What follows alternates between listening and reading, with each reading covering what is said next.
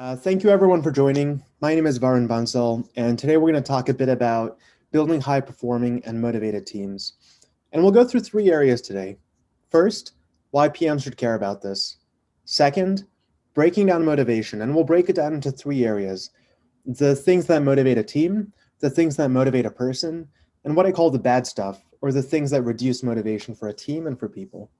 And finally, we'll go through three concrete tactics. And these are three things that I hope you can take and implement on your team right away to start increasing the motivation on your own teams. So real quick, a little bit about me. I am a product manager at Pinterest in San Francisco with past experience in content recommendations, growth, and B2B SaaS. If you want to learn more about me, I have my website here. I'd also love to hear from you, love to hear from new people, and just keep in touch. All right, so why should PMs care about this? It should be pretty obvious that a motivated team is a better team, but it's worth saying it nonetheless. When I say better, I mean better in every sense of the word. A motivated team has higher performance, higher retention, better product quality, just everything they do is better. And a way to think about it is to compare three teams. So let's imagine a scenario where there's a low motivation team, a medium motivation team, and a high motivation team, and all three are sprinting towards a huge product launch. One day, the PM on the low motivation team goes to their team and says, "Hey, we forgot to build this thing for the launch. Can we get it in?" On the low motivation team, the team will come back and say, "No, sorry, it wasn't in the specs." And if you look at this team in the long run, you're going to see a lot of churn. No one wants to work on a low motivation, low morale team, and people are going to quit. On a medium motivation team, imagine the same scenario. We forgot to build something for the launch. Can we get it in? The team will say, "Yeah, of course, sure thing. We'll get it done. Don't worry."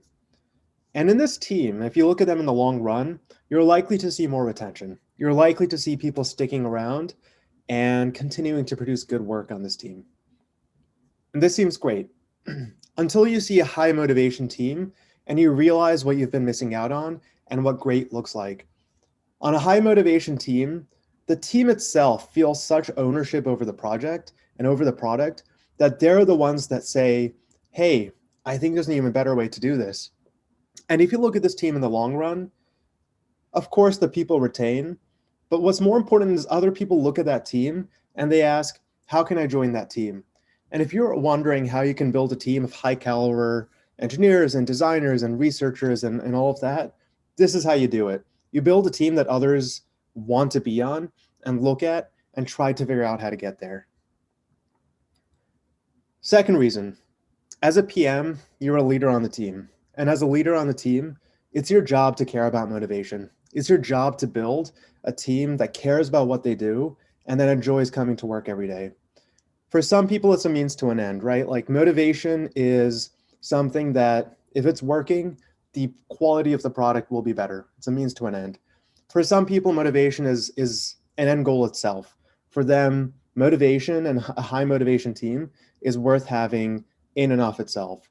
Either way, it's a part of your job. And as a PM, it's worth spending some time thinking about your team's motivation. Last thing, as a PM, you're on the team too, right? You're also a member of the team. And it's no fun to work on a low motivation team. So thinking about how you can motivate your team will make your job more fulfilling as well. It'll make you more enthusiastic about going to work each day, make you more enthusiastic about every Monday. It'll just make your job a lot better as well. All right, so let's break down what motivation means.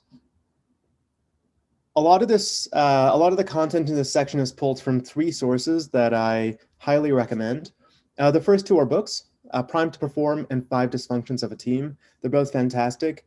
And the last one is a project called Google Rework. So this was something that Google did a couple of years ago, where they basically explored what made a good manager, what made a good team, what produced high results. And they distilled all their findings down into a project called Rework, which they've published online, available to anyone. I'll have links to all three of these at the end in case you want to dig deeper. So when we think about a team and the individuals on the team, we can break their world into kind of 4 domains. The first is the team. The second is the work that the team is doing. The third is the actual individual. And the fourth domain are the external forces acting on that individual. And we can take 9 drivers of motivation and just map them across these domains. So the first 3 drivers of motivation are around the team and the work that the team is doing. And these are psychological safety, dependability, and structure and clarity. These 3 are about the team and the work that the team is doing. The next 3 are about the individual and the work that the individual is doing. And these are play, impact and purpose, and potential. So these first 6 drivers of motivation are all good. If there's more psychological safety, if there's more play, if there's more potential, your team will be more motivated and the people on your team will be more motivated. These are the first 6 drivers of motivation. The last 3 drivers that we'll talk about are actually negative. These are things that reduce motivation on your team, and they're all related to external forces that act on the individual. And these are emotional pressure, economic pressure, and inertia. So these are the 9 drivers of motivation, and together they form a complete picture of what drives motivation on a team. So what we'll do next is we'll go through these 9.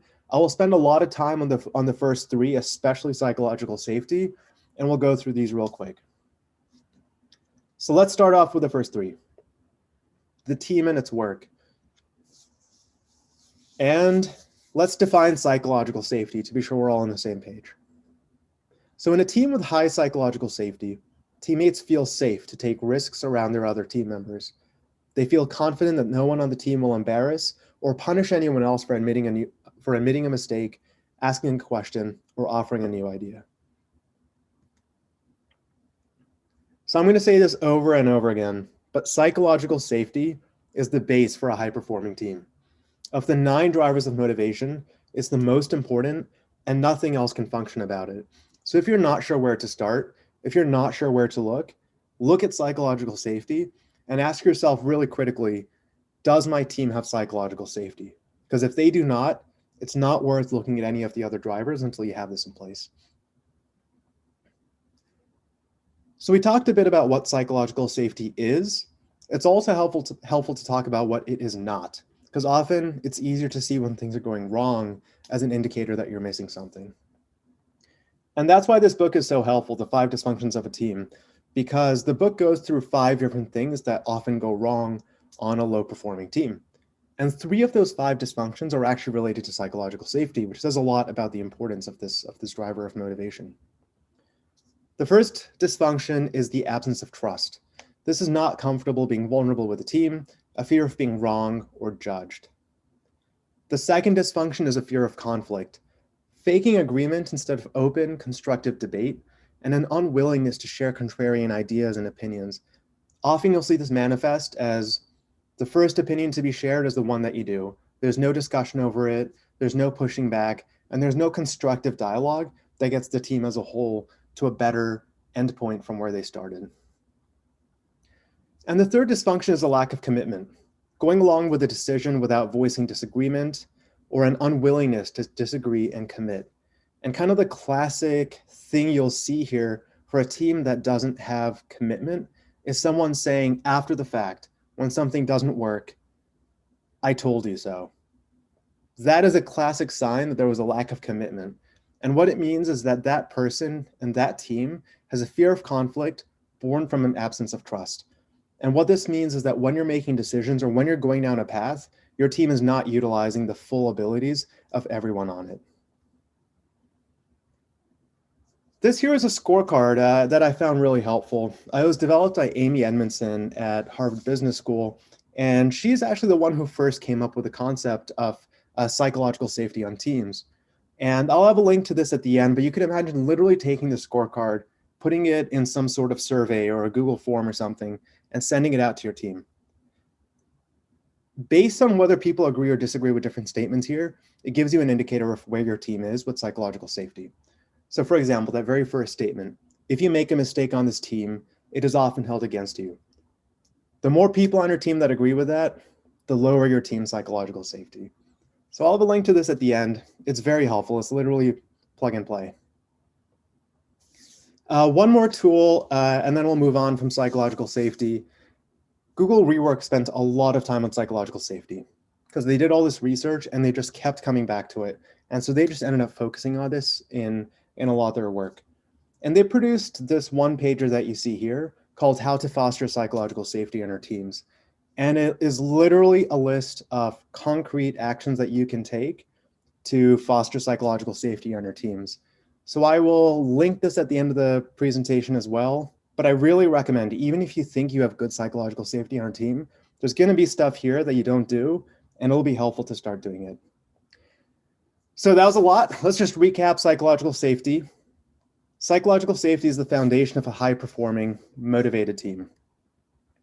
On a team with high psychological safety, people feel safe taking risks and making mistakes. 3 ways to spot a lack of psychological safety. These are the 3 dysfunctions: absence of trust, fear of conflict, and lack of commitment. Once again, if you do nothing else, focus on psychological safety because a lot of good stuff flows from this.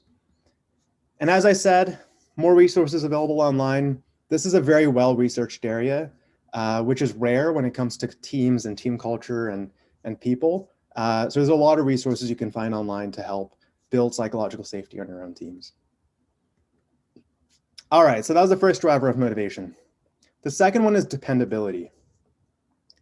On dependable teams, members reliably complete quality work on time versus the opposite, shirking responsibilities. I think this one's a bit more concrete, a little easier to grasp. The last 2 dysfunctions are actually related to dependability.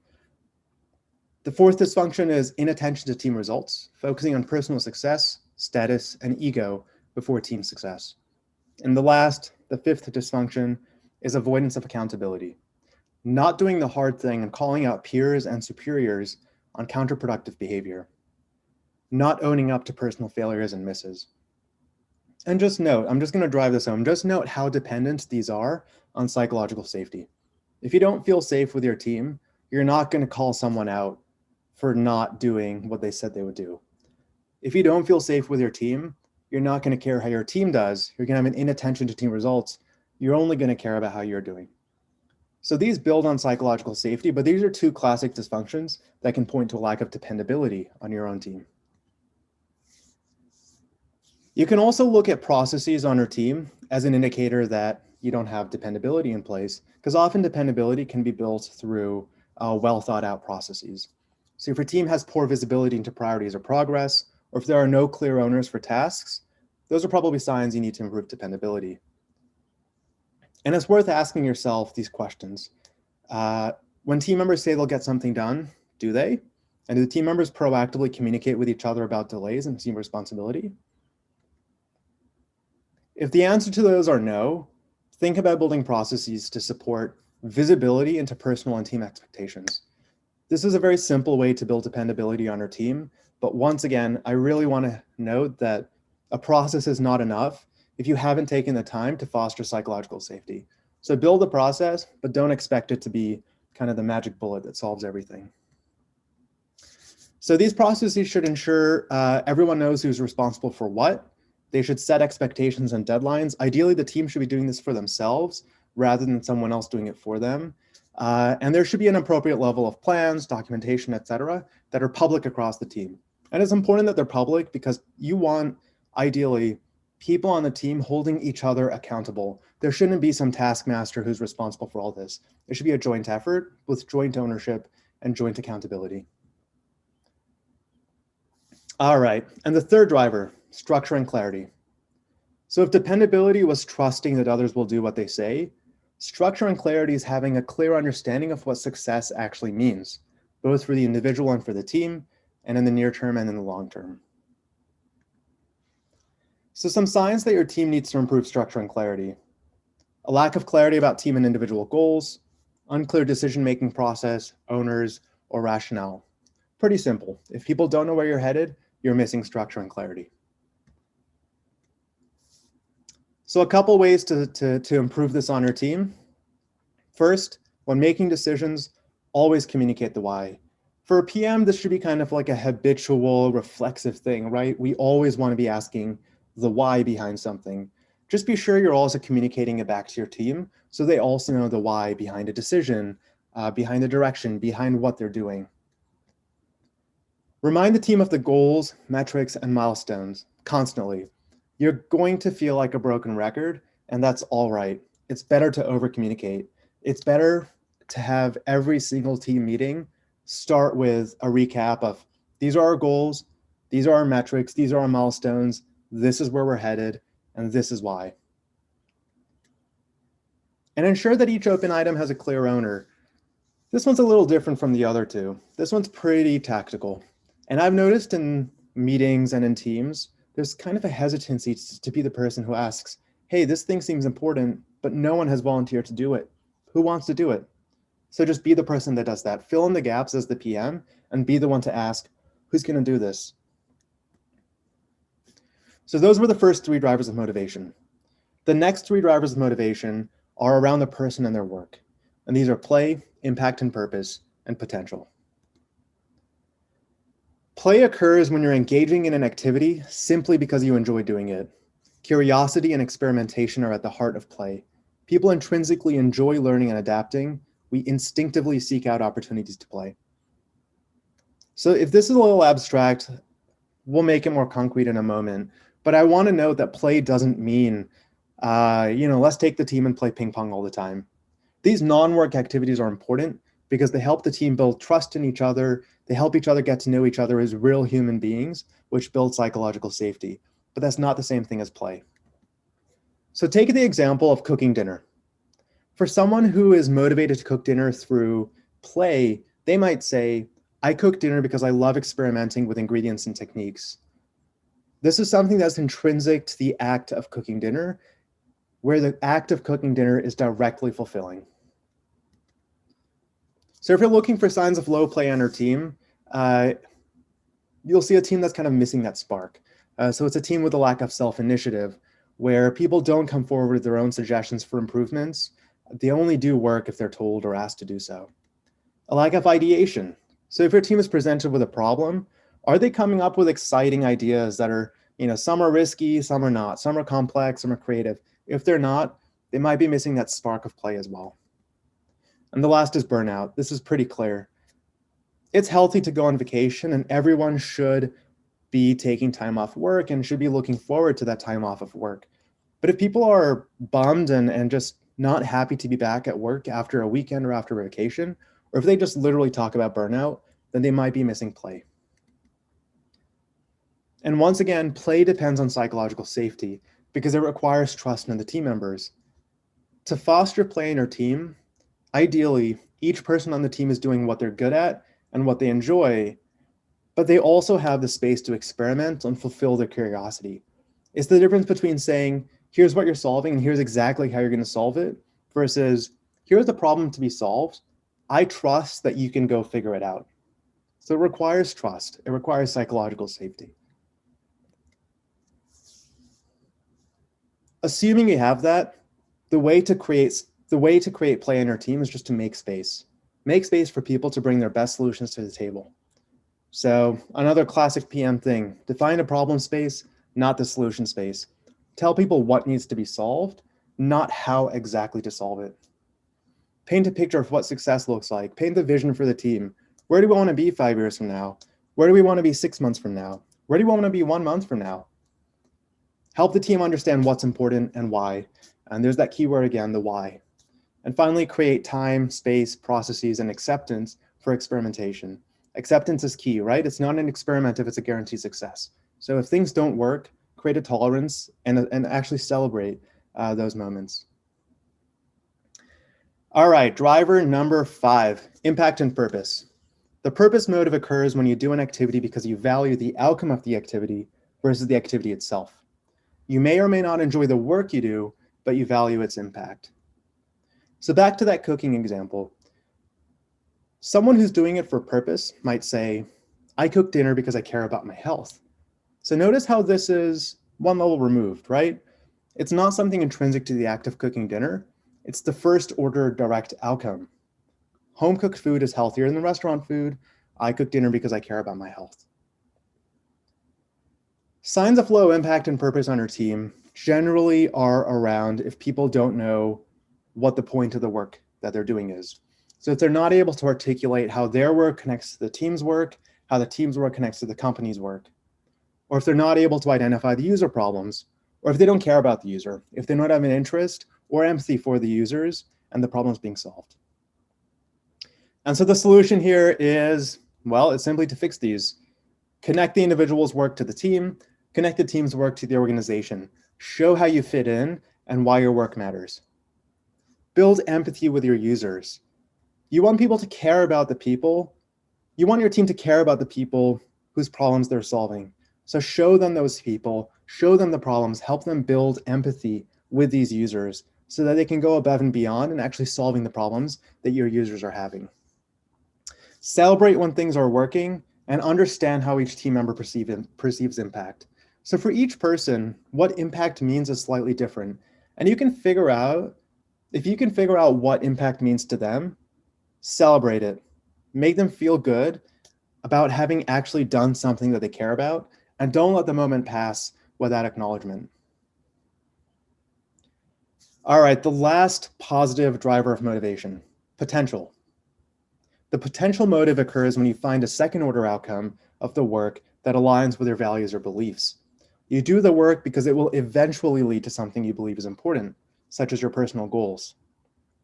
So the cooking example, potential would be, I cook because it allows me to beat my friend at tennis. So notice how this is yet one more level removed from that core act of cooking. You don't cook because you love something about it. You cook because cooked food leads to good health, and the good health allows you to beat your friend at tennis. It is a downstream second order outcome.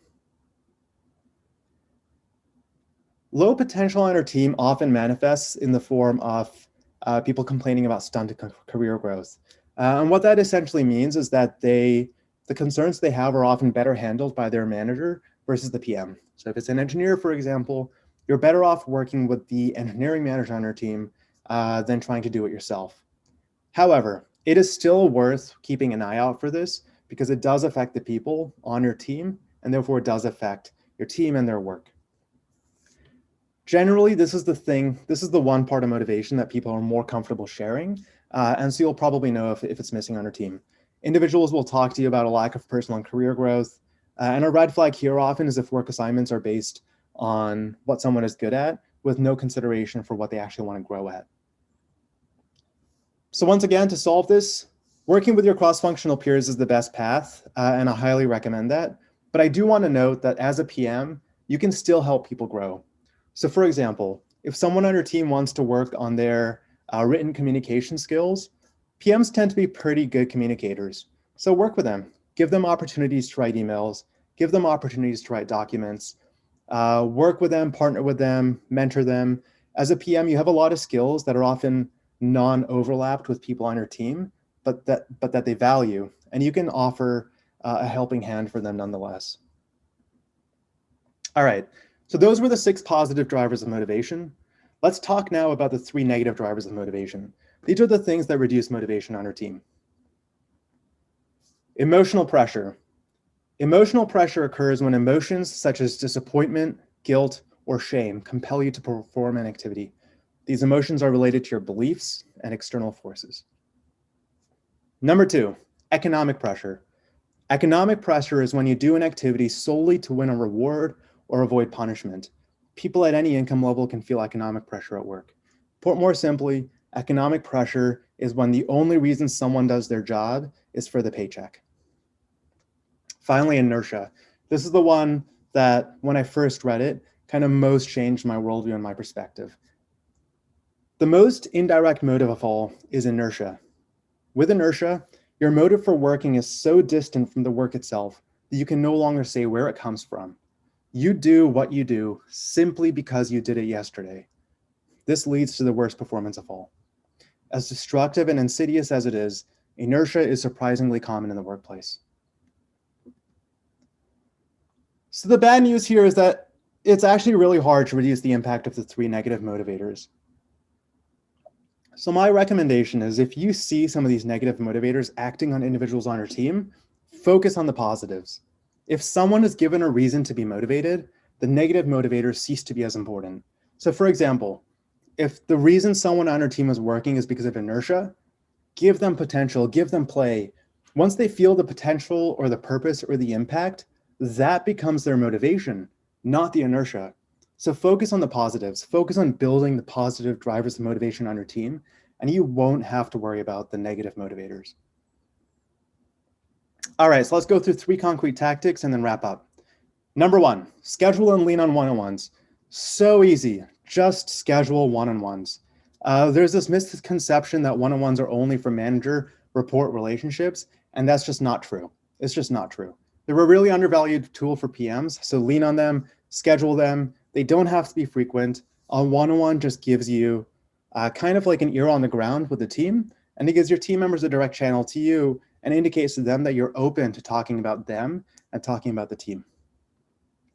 Number 2, I've said this before, if in doubt, focus on psychological safety and model it yourself. PMs are often leaders on the team, and what you do, people will notice. So model it yourself.